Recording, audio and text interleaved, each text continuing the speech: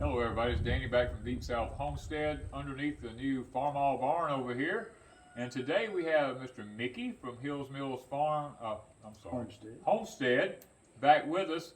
And Mickey has brought a lot of stuff with him this time. I mean, we're excited. I mean, he's got the poplar here for our floor on the second floor of the barn up here. We took a break from the boards on the side and decided we wanted to work on the floor for a while. But along with that, he brought some interesting pieces of wood with him this time. The first one being these cookies is what he calls them. Well, Mr. Danny, it's really a pleasure to be back again to bring you some more lumber. And all the way from the hills of Tennessee. Yes. I've got you another load ready, and I'll get back down here before long. I did bring a couple of little pieces to talk about. And in the sawmill world, this is called a cookie. Now, I know that seems strange, but that's what this is called. Yeah. I have had people that will be having weddings, and they'll call and they'll talk about they want these little round things and this and that. And in the sawmill world, that's what this is actually called, is a cookie. Wow. But another thing that I'd like to share with your audience is the growth rings that are in each piece of, in every tree. Now, I've had people lately, in the past and lately also, come to my sawmill and asking if I've been buying any particular logs. Because today, the price of logs and the price of lumber is just outrageous. Right. And you've got people out here in the world that will go steal somebody's tree. Yes. And so when they do that, you know, and somebody, a landowner, they'll notice that it's gone, and they'll start searching the sawmills to try to find if someone has brought a log to them. Yes. And so I've had people come to my mill, and I've sent them to every mill that I know. Right. And a lot of people are, you know, homesteaders and landowners are noticing, especially walnut trees, because walnut is so expensive. Yes. But here's a tip for all you homesteaders, that every tree, the growth rings are just like a fingerprint. And if you notice that someone has cut your tree down, you go to the top of that stump and you cut you a cookie off of that stump. And you take that cookie with you, and you will find that log, because it will match that log. Yes. So that's one tip for your homesteaders and landowners. If you do have that issue of people coming on your land when they shouldn't be, just remember that's a fingerprint. That is wise. every tree is, there's no two trees the same. Exactly, that's just right. like our thumbs, no two are the same. That is a wise thing right there now. But as high as lumber is, oh my gosh, I think the most common 2x6 by 10 foot is the most common sold piece of lumber at Lowe's and Home Depot. That's correct. And as high, and I think they're about $20 for one of those now for pine. And now I believe I can even sell you poplar cheaper than what you can buy at Home Depot for a piece of pine. But not only that, you know, it's finished out to 2.5 to 3.5 to 1.5 inches as far as a regular stud. But the difference between a full 2-inch and 4-inch is what it comes off the mill at. Yes. There's anywhere from 28 to 34% difference in the strength. I agree of with my that poplar versus that pine. I agree with that. And my poplar is cheaper. Yeah. So I just, for everybody out there that you've got trees and you got land, just, you know, if you're going to use part of it for firewood, cull the bad trees for your firewood. Yes. And let the good trees grow, because it's never going to come back down. No. Never's a long time, but I don't think it's ever going to come back down. You're correct about that. I mean, even my home sitting across the hill over yonder, the whole top of my house is all rough cut poplar and pine off of this property. When I moved on it, I went through and I picked out my best trees, and I said, when I build my house, I had a sawmill come right here and cut them. The grains in them was so dense you couldn't even count them. That's pretty good. Yeah. And it has a lot to do with the heat down here. It Yes. restricts the growth from growing as fast as it normally would. Yeah, these trees were, like some of them were 100 foot to the first limb. I mean, they're totally knot free and everything. And I saw them there, and I told my wife at the time, I said, you know what, we can go buy lumber, or we can have this cut. And it's going to be a lot stronger than anything we get out of any store that we go to. Absolutely. And so I've had a lot of comments, and goodness gracious, keep those comments coming because I really enjoy those. So a lot of people will wonder why you can't use sawmill lumber to build a house. Right. Well, if where your location is, you don't have to have codes and don't have to have inspections, you know, you're okay. I would advise to look into it a lot before you would just go and take sawmill lumber and start framing a house. But the big mills, plain and simple, they've got the little guy cut out because you have to have a grader. Yes. And a grader has to come to your mill and has to touch each board, both sides, to grade that lumber and put a stamp on it. Well, a grader is, you know, anywhere from 500 to 1,000 a day. Yeah. And if you're a small operation, that you just can't do that. Can't do it. But without that stamp on that piece of wood, you can't use it if it's going to be inspected, even though it's better, stronger wood. Yeah, it's me being in the construction business for 20-something years, where I ran into that issue was with insurance companies. Yes. Because insurance companies tell people if it hasn't been ran through a kill dryer, it can have bugs in it that can come out later once the house is built and actually eat the lumber Eat your up. house up. Eat your house That's up. right. You know. So insurance companies won't cover it if it doesn't actually come from one of these great inspection places like you're talking about. It doesn't have that stamp on it. You know. That's it. It's all about that stamp. It's all about the stamp. And I'll share another thing with you as far as fireplace mantles.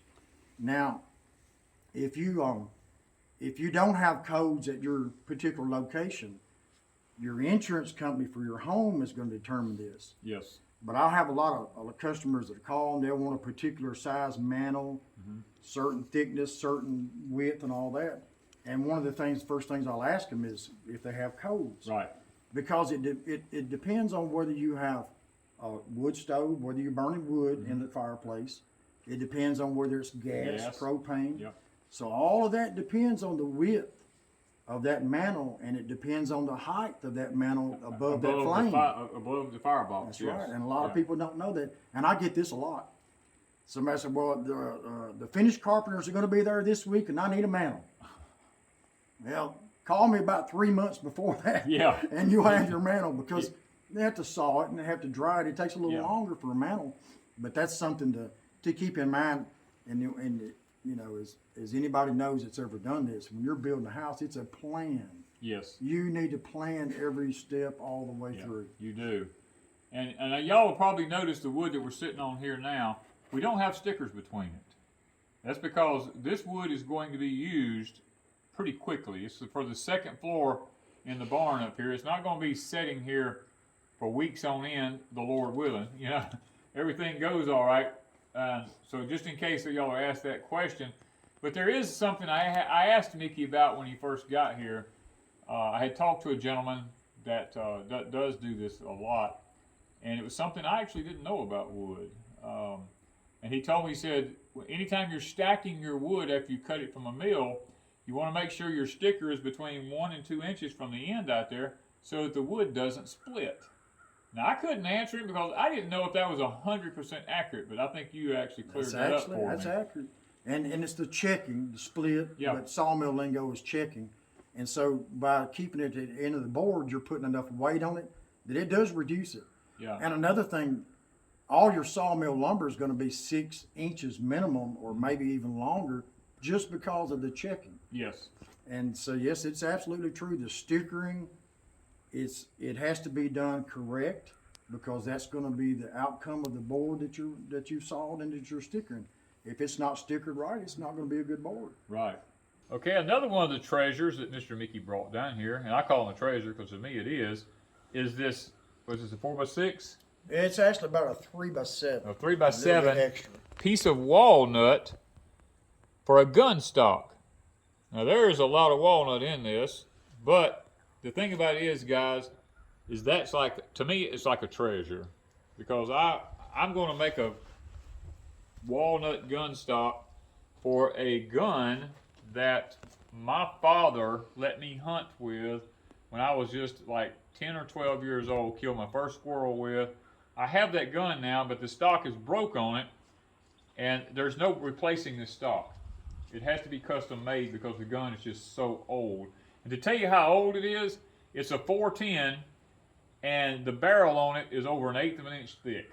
That's an old gun. It's an That's old back one. when they made real guns. That's when it's not these little thin barrels like you get on now, like the used models that's light and all this kind of stuff. It's a long. You can shoot that thing all day and still grab the barrel. Yes. And not be. Yeah, it's a long barrel. The gun is heavy, and the stock on it got broke, and I have it, and I said, you know what, I want to make a stock.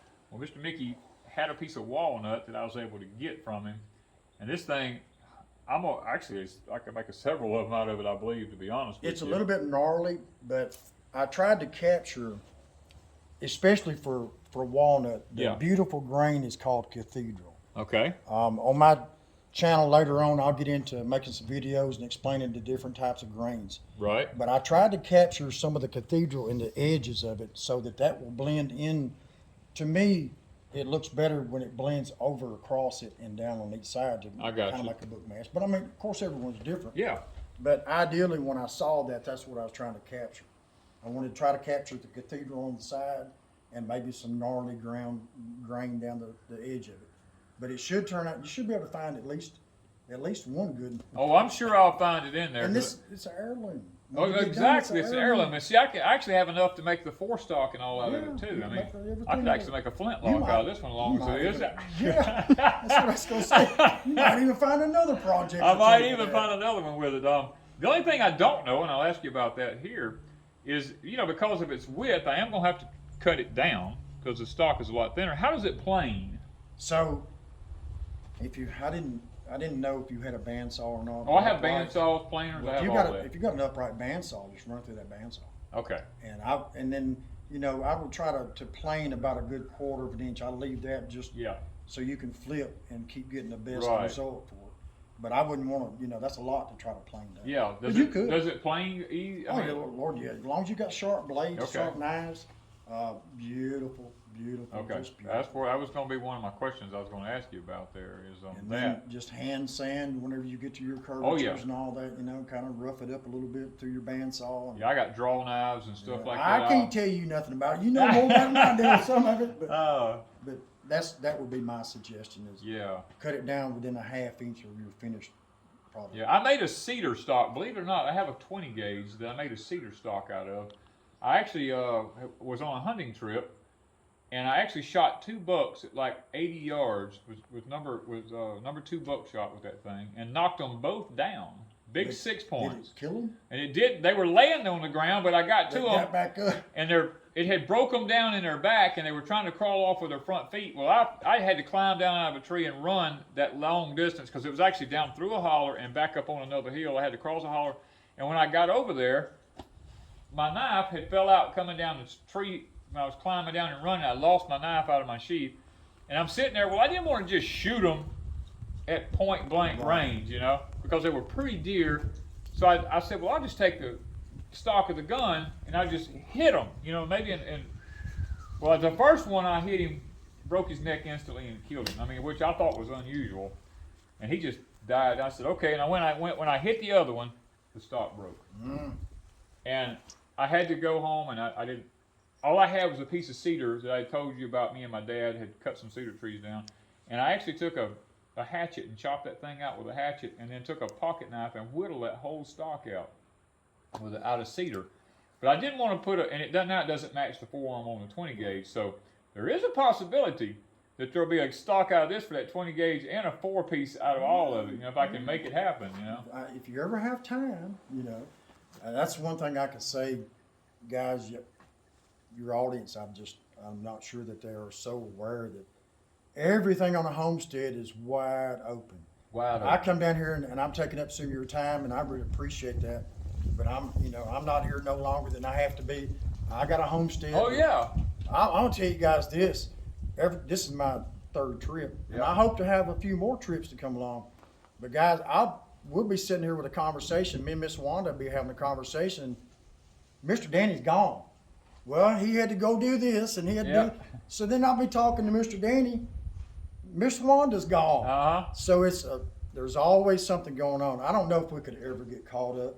No. If we ever got caught up, we would think of another project. There's always another project coming up. But my goodness, from daylight to dark, every homestead needs to be wide open. Wide open. Even as like I said, when I left Tennessee, it was 16 degrees. I know you was telling me that, and I was like, when they was in the 20s here yesterday, or yesterday, it was in the 20s here yesterday morning.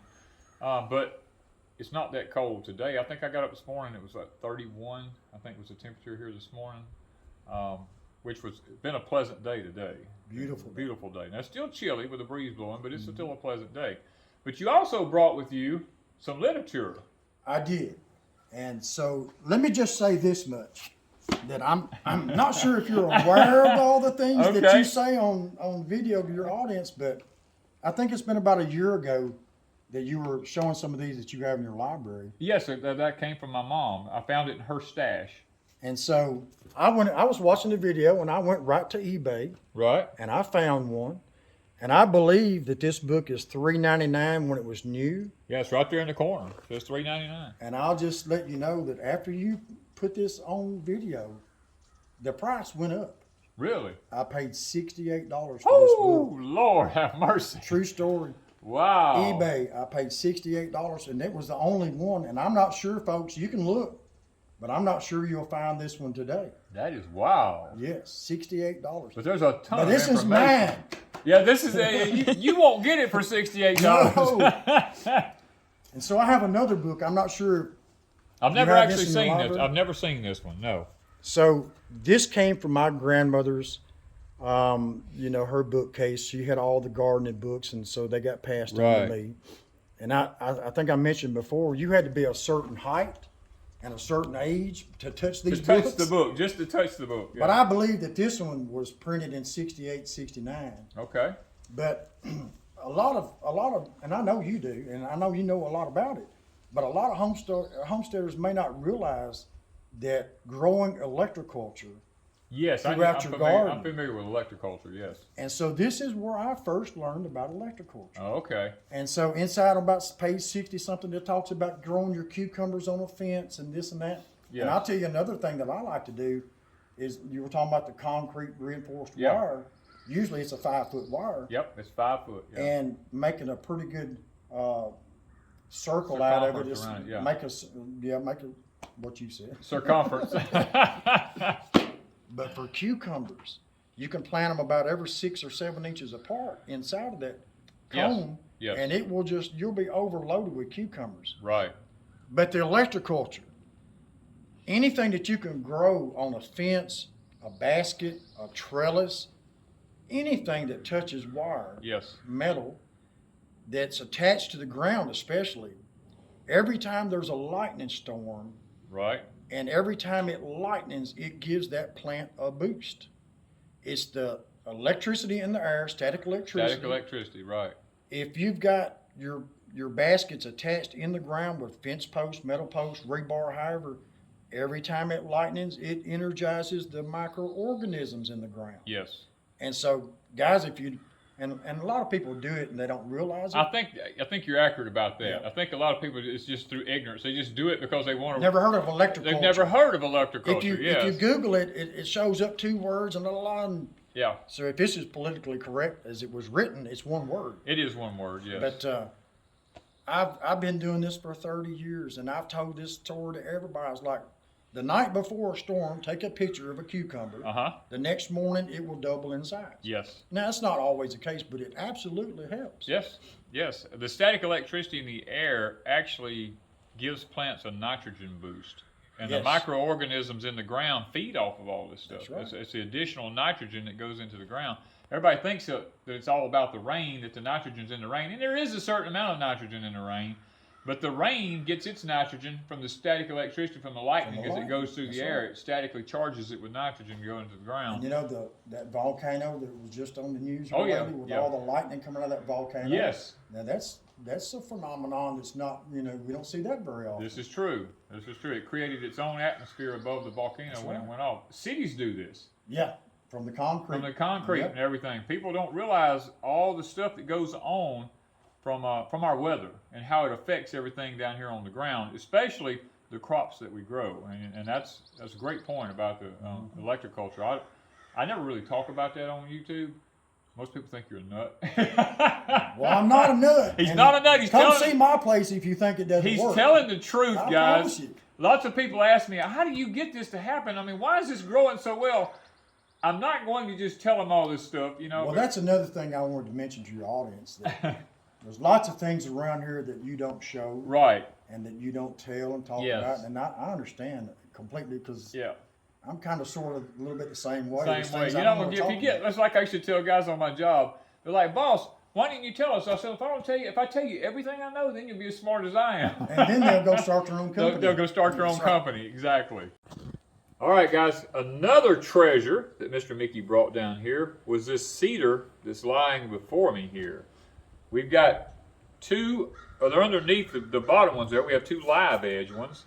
And then we have two what's called book match ones up here.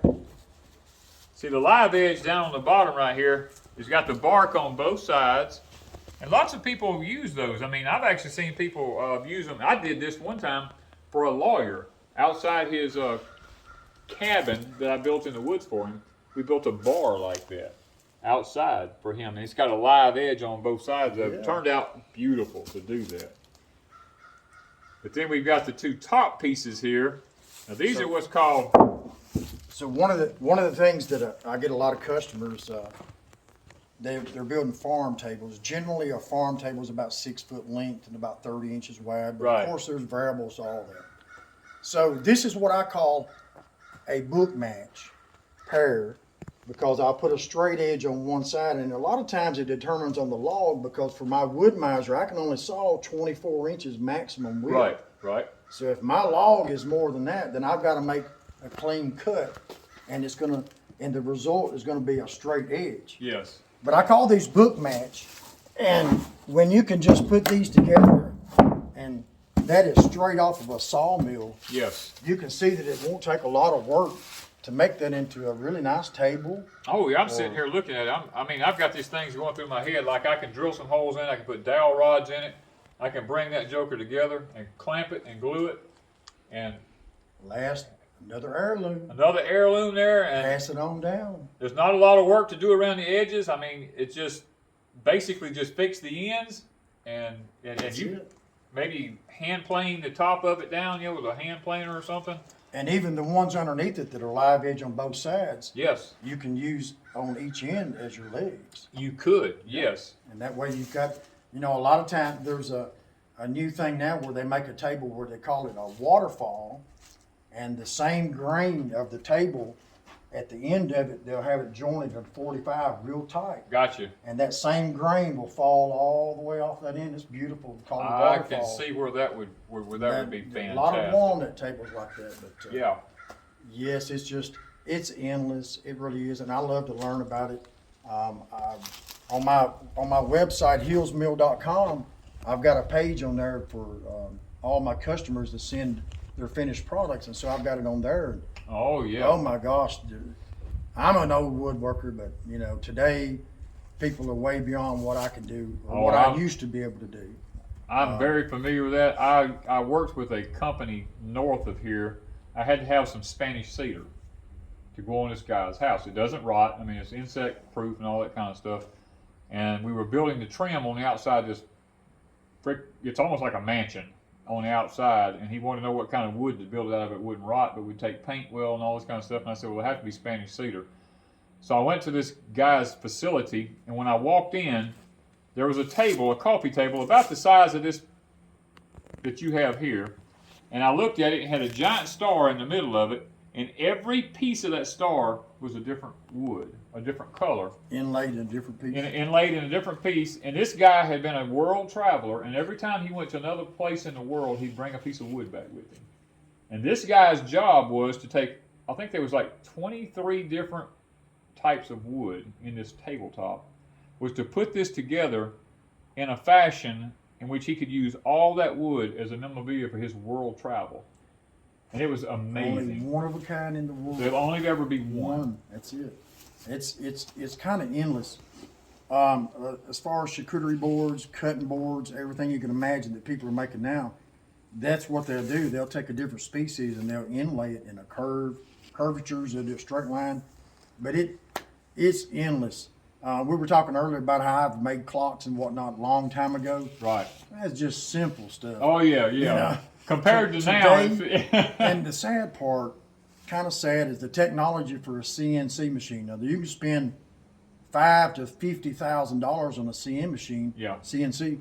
You put your board in, you know, put in the program, hit what you want, and hit go, and it does it for you. Right. Yeah. You know, it kind of takes away the actual skill of knowing how to do it. The craftsmanship of the man behind it. Yeah. So technology is good in some ways, but you know, technology is never going to be able to replace everything. No, it will never. It's not going to replace our knowledge, our library knowledge. You know, it's.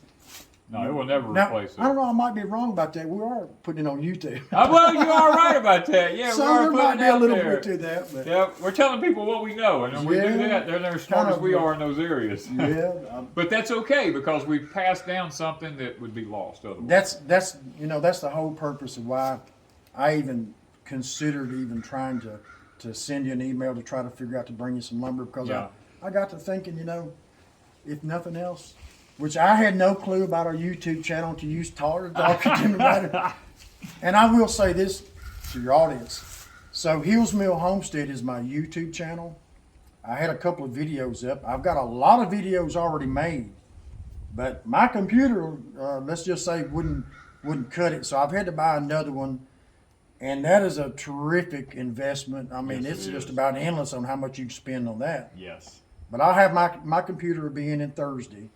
And so I'll have more videos up pretty soon.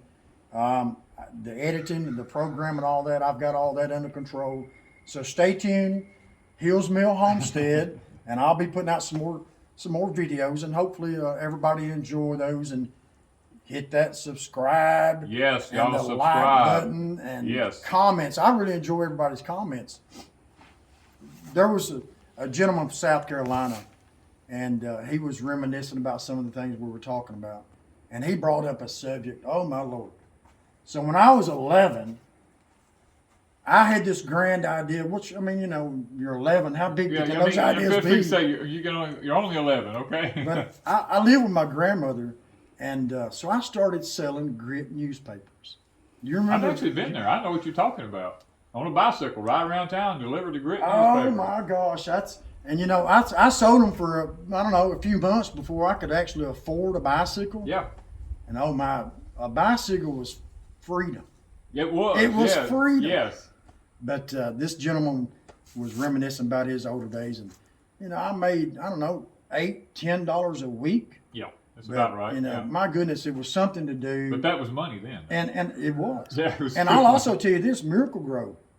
That was the first time I ever heard of Miracle Grow, but you could order it through a grit newspaper. Yeah. And so that was, and for me, it was the mid-'70s. Right. But the comments, I really appreciate the comments from everyone. That's my favorite thing. It is. I love the comments, you know, trying to communicate with everybody and say, yeah, you know. So that's what I do appreciate about YouTube, and us being able to get it recorded. And, you know, for my, I'm almost as old as you, Mr. Danny, but, you know, years from now, when someone wants to build a barn, I mean, goodness gracious, is there going to be another better video out of what you're doing here on your place? I mean, I don't know of another better video. Yeah. Now, because of my lumber, but I mean, you know. but true story, I mean, you know, this barn is just so fabulous. The way you've got everything planned out, it's all going to work. There will be no empty spaces. Oh no, everything's going to flow. And that's that planning process when you're building a home, when you're building a chicken shed. Yeah. Think it through. You don't want to have wasted material. You don't want to have wasted space. Think it through. That even goes with you cutting a tree. Absolutely. For lumber. Absolutely. You can't. People think you just roll a tree up on a sawmill and level it in and just start cutting. It's not necessarily true. That is not true. Yeah. I wish it were sometimes, but now on a poplar log, that's pretty basic on it. Keep the knots out of your way. Just go. Yeah, if you got a butt cut that has no knots in it and it's pretty much uniform all the way down, you can do that. Yes, sir. But once you start getting more toward that center, you got to watch that check in it to know. Yeah. When you start doing quarter sawn and stuff like that. And the pith and you know, it's there's a lot more to it than what it just simply looks like. You can cut that. Yeah, you don't. And I hope to share a lot of this information that I have, and I don't know it all by no means. Oh, neither one of us. No. I like to share what I do know, and I hope to learn. Anybody has comments, send me some comments. I love to learn. Yeah, and that's the thing I'm looking forward to is when you get everything up, we can start actually showing you saw. Now you did show saw on the what was the I've got walnut a walnut tree. log. I've got all the videos that are where I sawed it, kiln dried it's in the kiln, and it's Yeah. about ready to go to customers. But I don't have the computer. Yeah, I'm actually looking forward to that. And I'll say this: I ordered the computer, and they were like 12 days out, and so this has been a week and a half ago when I ordered it, and so it's finally going to get here this week. And so yeah, I'm going to get busy with a lot more videos and kind of share anything that I know. And the homestead, I'm hoping to maybe by the fall I'm going to have another retaining wall. On one of my videos, I kind of filmed a little bit of a retaining wall that I'm going to build. It's going to be about 6 to 8 foot tall, and that's the north side. So I'm going to try to build a geothermal greenhouse at one point into that wall for the wintertime, and so that'll be great. And then I just filmed this also. I already got this on video, but another area that I'm making a raised bed. It's about a 20 by 20, but I've got a high tunnel that I'm going to put on this. And one customer at a time, folks. One customer at a time. That's the only way I can do it. One thing I learned though, and I will share this with you about YouTube. Don't give away everything you know up front.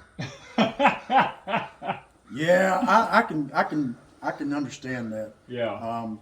And you know, there's some haters out there, and for all you haters, you just go on ahead and hate. Go ahead and hate. Don't bother me a bit. You gotta have a thick skin. You gotta let the roll off your back like water off a duck's back. You know. And you know, some of the things we've talked about, your background, my background, and all this, and so we've got some haters down around the college where my son's at and all that. But you know, y'all just need to go and stay on down that way. Stay down that way.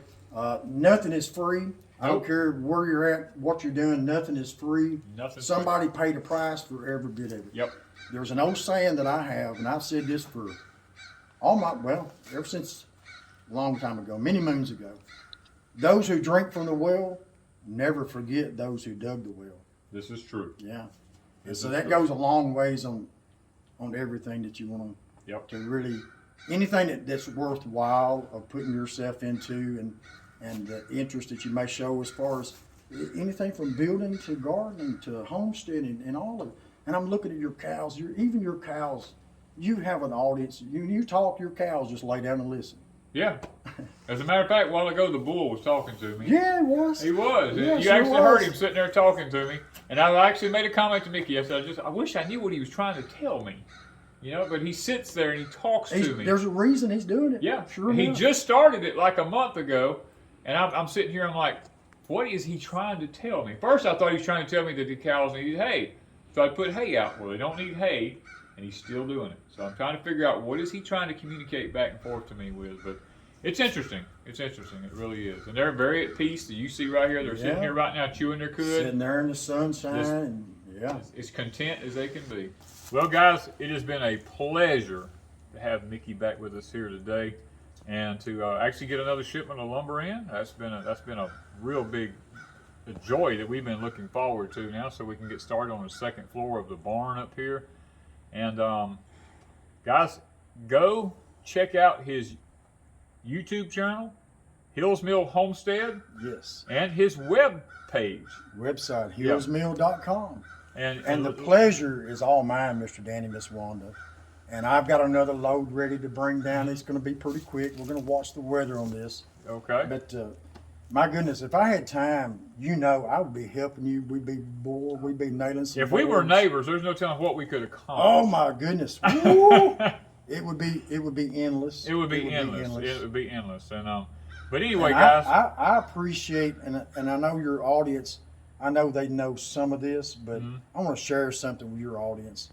You guys are some of the most generous people I've ever been around. I'm not sure that everybody actually realizes that the way you guys give back. It's just incredible. And I think that's what we're here for. That's what God our purpose. put us here for, right? That's our purpose. You know?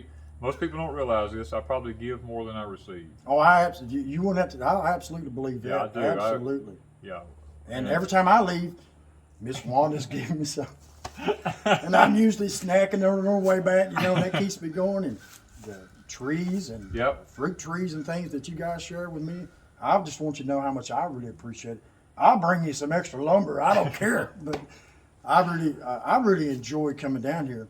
And I've had comments that, well, why don't you carry more lumber? Well, if I carry more lumber, that's less trips. That's less trips. So There I you figure about sometime this time next year that I'll have Maybe. my last load down there. Maybe. But then I'm going to have to come back and visit. But then it depends on if I have another project. There you go. There you Yeah, go. Miss Wanda will be chopped both my arms off by then, probably.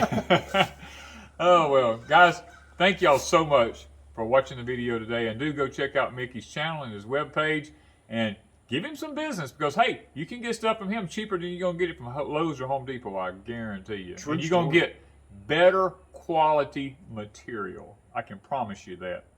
Thank you, guys, from Deep South Homestead.